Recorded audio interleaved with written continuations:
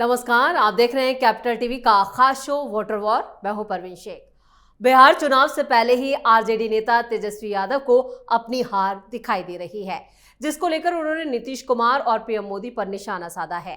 तेजस्वी ने दावा किया कि आने वाले विधानसभा चुनाव को देखते हुए सरकार ने हाल ही में जो घोषणाएं की हैं वो न सिर्फ अव्यावहारिक हैं, बल्कि बिहार के खजाने पर 7 लाख करोड़ रुपए का बोझ डाल देंगे। उन्होंने कहा कि सरकार के पास इतना राजस्व ही नहीं है कि इन वादों को पूरा कर सके। इस बीच जन स्वराज के प्रमुख प्रशांत किशोर ने आगामी विधानसभा चुनावों को लेकर सनसनीखेज भविष्यवाणी की है। चुनावी रणनीतिकार ने एक इंटरव्यू में दावा किया कि उनकी पार्टी जन स्वराज इस बार या तो पहले स्थान पर होगी या आखिरी। इस चुनाव में बीच का कोई रास्ता नहीं है। इस पर चर्चा के लिए स्टूडियो मौजूद हैं कैपिटल टीवी के एग्जीक्यूटिव एडिटर राजीव सिंह।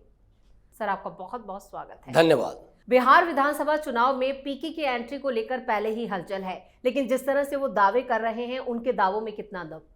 देखिए, प्रशांत किशोर बहुत बड़े बंडलबाज हैं और ये आने वाले समय में राजनीति में केजरीवाल को बहुत ही पीछे छोड़ देंगे, ये भी तय है। मैं ये बात क्यों कह रहा हूँ, जब हाल ही में मैं बिहार के लगभग 30 विधानसभा क्षेत्रों से होकर गुजरा तो उसमें प्रशांत किशोर के बारे में जो लोगों ने खुलासा किया वो मुझे अंदर तक हिला गया। लोग कह रहे थे और कि इतना ज़्यादा ये पैसा खर्च कर रहे हैं कि भारत की सबसे ज़्यादा खर्च करने वाली पार्टियों में इनकी पार्टी शुमार हो गई है। मतलब इनके लोग साल साल भर से महंगे महंगे होटलों में रुके हुए हैं। पूरे बिहार में इनकी पार्टी का स्टिकर लगा हुआ जो गाड़ियां हैं दौड़ रही हैं, छोटे छोटे स्टिकर, फिर कुछ ऐसे स्टिकर हैं जिसे पूरी गाड़ी ही ढक दी गई है। लोग तो यहाँ तक कह रहे थे कि कुछ स्टिकर लगाने के लिए 5,000 मिल रहे हैं और कार को कवर करवाने के लिए प्रशांत किशोर की जो बैनर हैं, जो पोस्टर है, उससे 15-20 हज़ार तक मिल रहे हैं। अब ये प्रशांत किशोर बताएं कि वे कितना दे रहे हैं, बट लोगों का ये दावा है कि अच्छा खासा पैसा खर्च कर रहे हैं। दूसरी बात देखिए, एक चीज़ और है, प्रशांत किशोर को मैं राजनेता नहीं मानता। वे चुनावी रणनीतिकार पहले भी थे और आज भी वे रणनीति बना रहे हैं। आज भी वे नैरेटिव सेट करने के लिए लगातार पैसे खर्च कर रहे हैं, लगातार पैसे लोगों पर बरसा रहे हैं। कुछ जगहों पे लोगों ने एटीएम कार्ड जैसी चीज़ें दिखाई कि ये कार्ड उन्होंने दिया है, 10 रुपया लिया है, 20 हज़ार देने की वादा किए हैं। तो प्रशांत किशोर पूरे बिहार में घूम घूम कर देखा जाए तो एक तरह से वोटर को प्रभावित करने के लिए, बिहार विधानसभा के चुनाव को प्रभावित करने के लिए जमकर पैसा खर्च कर रहे हैं। और ये देखा जाए तो लोकतंत्र के लिए बहुत खतरनाक है, क्योंकि आज अगर आप पैसा खर्च कर रहे हैं तो कल को पैसा नहीं उगाएंगे या बार्गेन नहीं करेंगे, इससे इनकार नहीं किया सकता। दूसरी बात कि जितना करोड़ों खर्च कर रहे हैं, जब हम उनके गांव कुनार गए और उनके बाहर के मकानों को देखा, बाहर के लोगों से मिले, तो इतनी गरीबी की स्थिति थी, मकान वगैरह भी पक्के नहीं थे।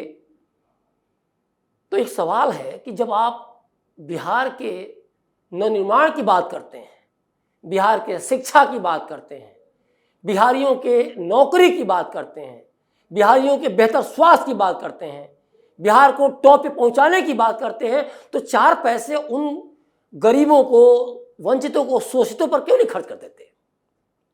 अपने घर के आगे तो कम से कम, या अपने एरिया के लोगों तो कम से कम आप कर ही सकते, ताकि एक मैसेज जाता कि प्रशांत किशोर ने बिहार के विकास की शुरुआत अपने घर से की और ये विकास बढ़ते बढ़ते बिहार के अन्य क्षेत्रों में फैलता। लेकिन मैंने कहा कि प्रशांत किशोर चुनावी रणनीतिकार हैं, बड़ी चालाक हैं।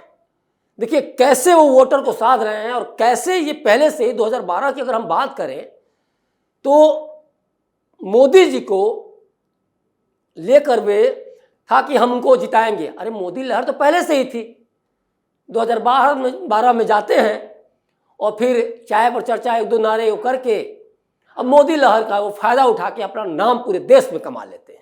लेकिन राजीव सर, सवाल ये भी है कि पानी की तरह पैसा तो प्रशांत किशोर बाहर है, इससे इनकार नहीं किया जा सकता। दिल्ली से कई टीमें ले जाके उन्होंने बिहार में बिठाई हैं, उनका रोज कई खर्चा बताया जा रहा है कि कई लाखों में खर्च है पर डे का। लेकिन प्रशांत किशोर कितना बड़ा डेंट जो है वो लगा पाएंगे? जिस तरह की उनकी चुनावी प्रचार, हर बड़े चैनल पर वो उनका चेहरा दिखाई दे रहा है, तो क्या बिहार की जनता उनसे प्रभावित हो पाएगी या नहीं? देखिए, वो मैं वही कह रहा था कि 12 में मोदी जी को लेकर कि जहां जहां वे गए देखिए सारे विनिंग कैंडिडेट थे, विनिंग पीएम थे, विनिंग सीएम थे। इसके बाद वे जा रहे हैं पश्चिम बंगाल में नीतीश कुमार के पास जा रहे हैं, सब पहले से ही जीते हुए थे। जहां डर था कांग्रेस को वहां गए, वहां से भगा दिए गए, चलो भागो यहां से, मुझे राजनीति सिखाने आए हो।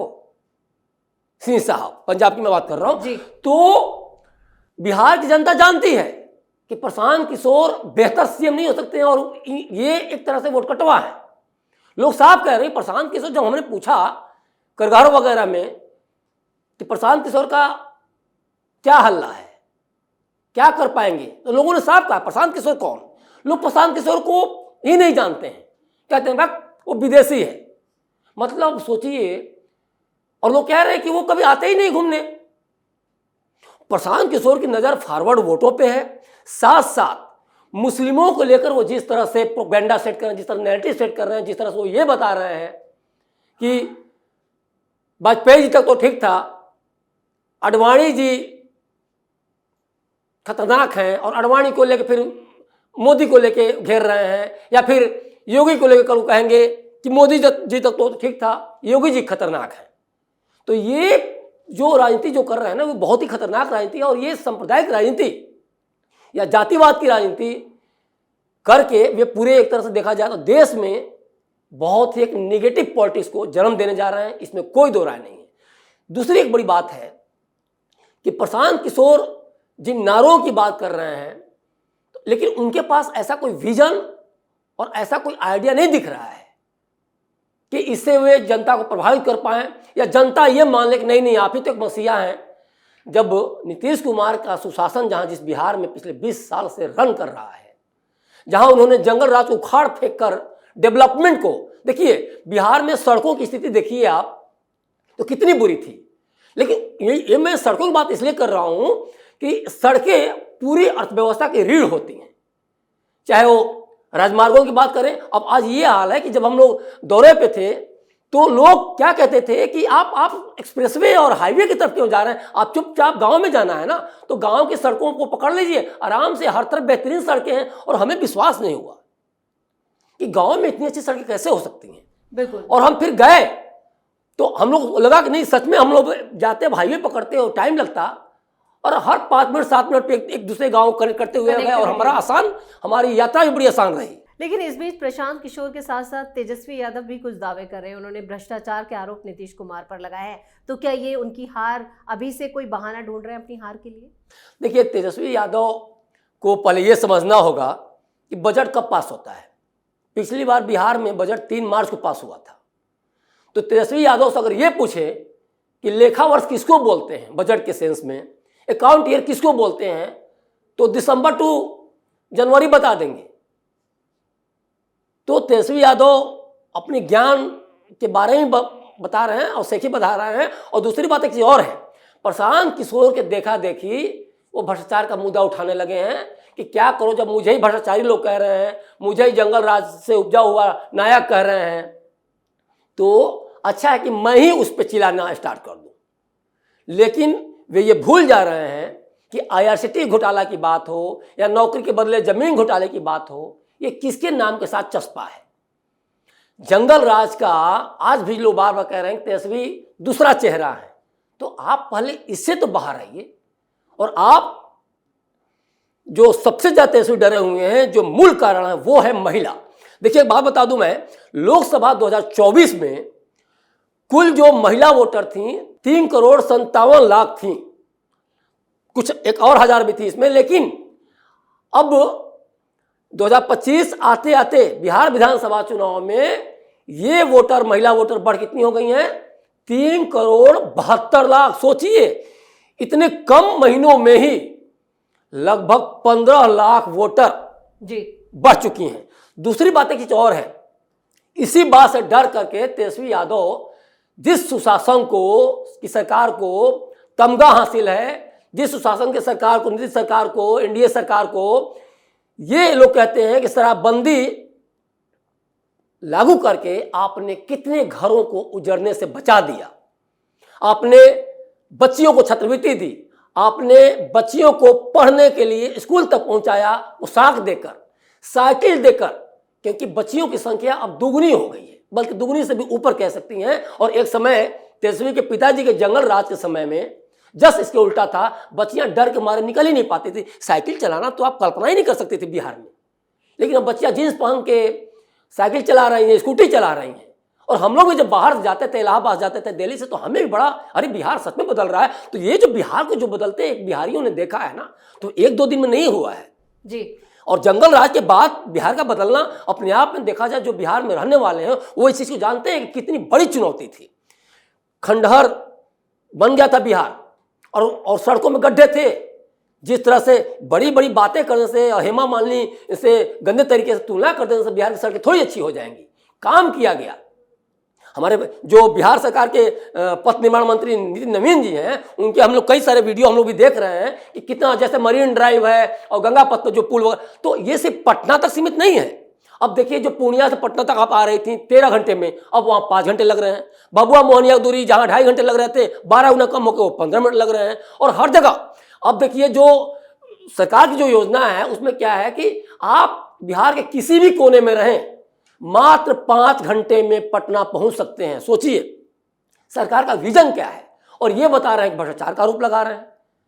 तो आप तेजस्वी इसी बात से डरे हुए हैं कि महिलाओं को लेकर जिस तरह से इन्होंने नौकरियों में आरक्षण दिया, जिस तरह से 50% पंचायती राज में आरक्षण दिया, और जिस तरह से अभी जीविका दीदियों को 10,000 ट्रांसफर किया गया, फिर 3 अक्टूबर को दूसरी खेप ट्रांसफर की आने वाली है, और फिर इसको बढ़ा करके 2 लाख तक किया जाना है। तो ये मान के चलिए नीतीश कुमार चुनाव जीत गए हैं, तो अब लगता है तेजस्वी को, यार कुछ तो करो, अब तो अटैकिंग मोड में आओ, भ्रष्टाचार का आरोप लगाओ, इनको अचेतावस्था में बोलो।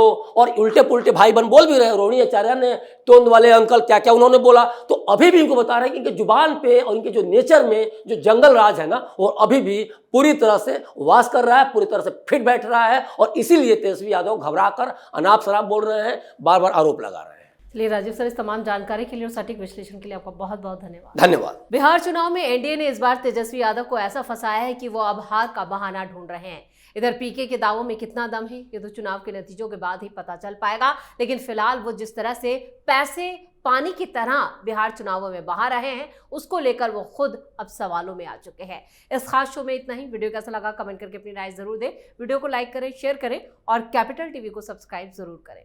धन्यवाद।